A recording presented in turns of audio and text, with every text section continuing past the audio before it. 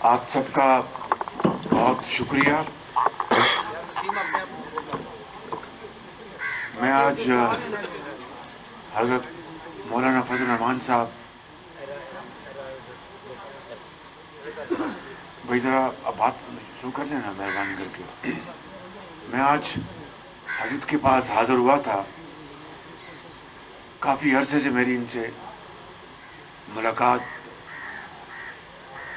نہیں ہوئی تھی. ہم زوم کے اوپر تو ملتے رہتے ہیں جب ہماری پی ڈی ایم کی میٹنگز ہوتی ہیں، لیکن میں کافی عرصے سے خواہش مند بھی تھا. پھر پچھلے ہفتے حضرت سے میری بات بھی ہوئی تو یہ طے پایا کہ میں اسلام آباد آ کے آپ کے پاس حاضر ہوں گا. آپ کو مبارکباد بھی دینی تھی کہ پی کے میں آپ نے پہلے مرحلے میں پی ٹی آئی کو شکست فاش دے کے وہاں پر ان کو غریب اور غربت سے مارے لوگوں کو ان کو دیکھنے کا موقع ملے اور شعور آئے.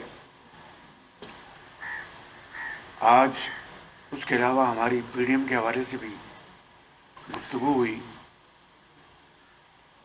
اور ہم نے مشورہ کیا ہے کہ پی ڈی ایم کا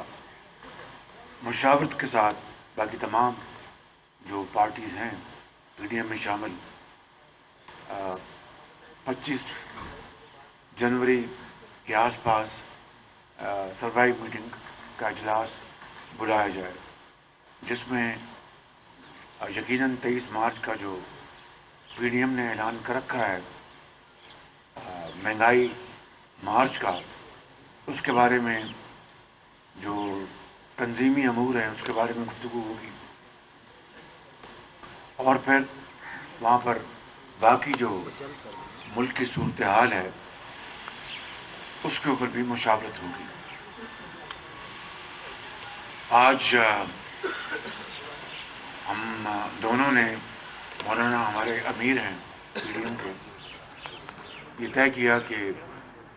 اس حکومت کے جو ظالمانہ اقدامات ہیں اور منی بجٹ کے حوالے سے، جس کے اوپر کل میری تقریر ہو چکی ہے ایوان میں، اور آج دوسرے جو قائدین ہیں انہوں نے بھی آج اسپیچ کی ہے، اور منی بجٹ کے حوالے سے جو ایک نیا طوفان آنے والا ہے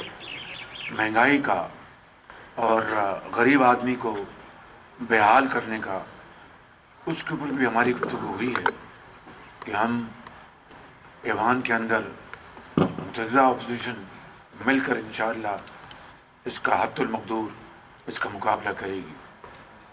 پاکستان اس وقت، ہم ہمیشہ کہتے ہیں کہ مشکل ترین دور سے گزر رہا ہے، لیکن اس بار یقیناً 74 سال میں پاکستان اپنے مشکل ترین دور سے گزر رہا ہے، چاہے وہ ہمارے معاشی چیلنجز ہیں، چاہے ہمارے خارجی مسائل ہیں، چاہے ہماری فورن ڈپلومیسی ہے اور گورننس کے جو ایشوز ہیں. میں نے کل کہا، میں آج پھر اس بات کا اعادہ کرنا چاہتا ہوں at the first force at my command, کہ میں نے 74 سال میں اس سے زیادہ، پی ٹی آئی سے زیادہ لاغر، نالائق، انکمپٹنٹ اور کرپٹ حکومت نہیں دیکھی، جس نے پاکستان کے 22 کروڑ عوام کو اس وقت تباہ حال کر دیا ہے. اور یہ وقت آ گیا ہے کہ تمام آئینی، قانونی اور سیاسی جو ہتھیار ہیں اس کو استعمال کیا جائے. آپ کا بہت شکریہ. اب حضرت گفتگو فرمائیے. مہربانی. بسم اللہ الرحمن الرحیم. نحمده ونصلی علی رسولہ الکریم. ہمارے نہایت قابل احترام جناب میاں محمد شہباز شریف صاحب تشریف لائے ہیں. میں دل کی گہرائیوں سے ان کا خیر مقدم کرتا ہوں اور کافی عرصے کے بعد براہ راست ہماری میٹنگ ہوئی ہے. جو صورتحال میاں صاحب نے بیان کی ہے اور اس وقت جو منی بجٹ پیش کیا جا رہا ہے جس سے کہ مہنگائی کا ایک نیا طوفان اٹھ کھڑا ہوگا، تعجب کی بات یہ ہے کہ جس حکومت کو اپنے عام غریب آدمی کا احساس نہیں اور بین الاقوامی اداروں کو اور ان کا مفاد ان کو عزیز ہے، ان کے مطالبات ان کے دباؤ پر قانون سازی کی جا رہی ہے، تو ایسی صورتحال میں 23 مارچ کا لانگ مارچ اور بھی زیادہ ناگزیر ہو گیا ہے. اور اس مہنگائی مارچ میں پوری قوم شریک ہوگی، اسلام آباد کی طرف ہاں آئے گے اور ہم یہ سمجھتے ہیں کہ آج عوام براہ راست اپنے حق کی جنگ لڑے گی. پی ڈی ایم اس کی قیادت کرتے ہوئے ان کی آواز بنے گی، تمام سیاسی جماعتیں ایک پلیٹ فارم پر ہوں گی اور انشاءاللہ العزیز یہ پاکستان کی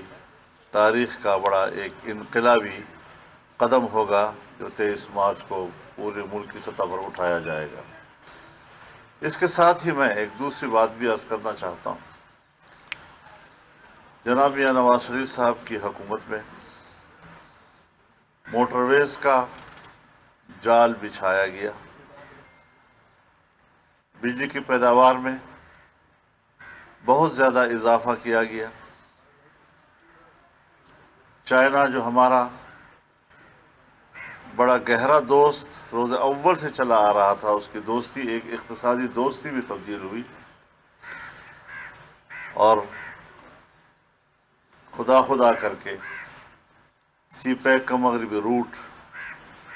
ڈیرہ اسماعیل خان تک مکمل ہوا ہے.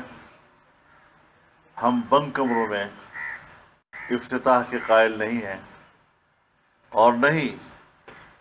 ایسا پروجیکٹ کہ جس کو اس موجودہ حکومت نے تباہ کیا ہے اور اتنے بڑا پیسہ جو چین پاکستان میں انویسٹ کر رہا تھا اس کو جس طرح جمود کی طرف دھکیلا ہے، ہم ان کو اس پروجیکٹ کے کسی حصے کے افتتاح کرنے کا حقدار نہیں سمجھتے. ہم اعلان کرتے ہیں کہ 5 فروری کو جس وقت یہاں پر اسلام آباد میں کشمیریوں کے ساتھ یکجہتی کا مظاہرہ ہوگا، اس کے فوراً بعد ہم عوامی ریلی کے ذریعے سے ہکلا سے ڈیرہ اسماعیل خان تک ریلی لے کے جائیں گے اور اس خطے میں جتنے اضلاع آتے ہیں، جتنے انٹرچینج آتے ہیں، وہاں کے لوگوں سے ہم اپیل کریں گے کہ وہ موٹر وے پہ آئیں اور اپنے ہی ہاتھوں سے اس بہت بڑے پروجیکٹ کا خود افتتاح کریں. انشاءاللہ ایک عوامی ریلی ہوگی جو 5 فروری کو اس کا افتتاح کرے گی. اس کے علاوہ 25 جنوری کو انشاءاللہ العزیز پی ڈی ایم کا سربراہی اجلاس ہوگا جس میں 23 مارچ اور 5 فروری اس حوالے سے جو انتظامی معاملات ہیں اس پر ایک نظر ڈالی جائے گی اور اس میں اگر جو بھی مشاورت کے ذریعے سے کچھ چیزیں طے ہوں گی وہ آپ کے سامنے لائی جائیں گی. لیکن ساتھ ساتھ ہم اس بات پر بھی غور کر رہے ہیں کہ اس حکومت کو فوری طور پر رخصت کرنے کے کیا کیا آپشنز ہو سکتے ہیں. پی ڈی ایم کے اجلاس میں اس پر بھی غور کیا جائے گا تاکہ حجت تمام ہو جائے. ہم سیاسی جماعتوں سے بھی کہنا چاہتے ہیں اور حکومت کے ساتھ جو اتحادی جماعتیں ہیں انہوں نے کس امید کے ساتھ اس حکومت کے ساتھ اتحاد کیا تھا حکومت بنانے میں، لیکن انہیں اعتراف کر لینا چاہیے کہ وہ اتحاد قوم کے فائدے میں ثابت نہیں ہوا۔ ہم ان کو بھی اپیل کرتے ہیں کہ وہ اب ملک کی مفاد کے لیے سوچیں، غریب آدمی کے لیے سوچیں، ملک کو بچانے کے لیے سوچیں، ورنہ یہ جو اس وقت منی بجٹ کی صورت میں ہو رہا ہے اور یا اسٹیٹ بینک کو اختیارات دینے کے نام پر اس کو بھی اختیار کیا جا رہا ہے اور IMF سے اس کو وابستہ کیا جا رہا ہے، تو یہ تو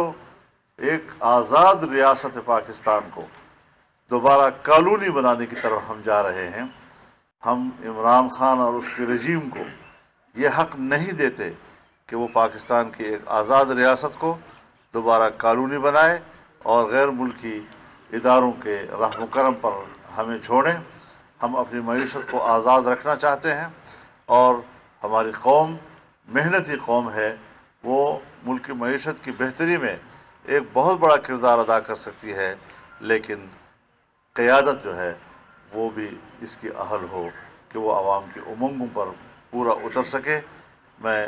ان 2-3 باتوں کے ساتھ ایک بار پھر جناب میاں شہباز شریف صاحب کا شکریہ ادا کرتا ہوں اور انشاءاللہ اگلے اقدامات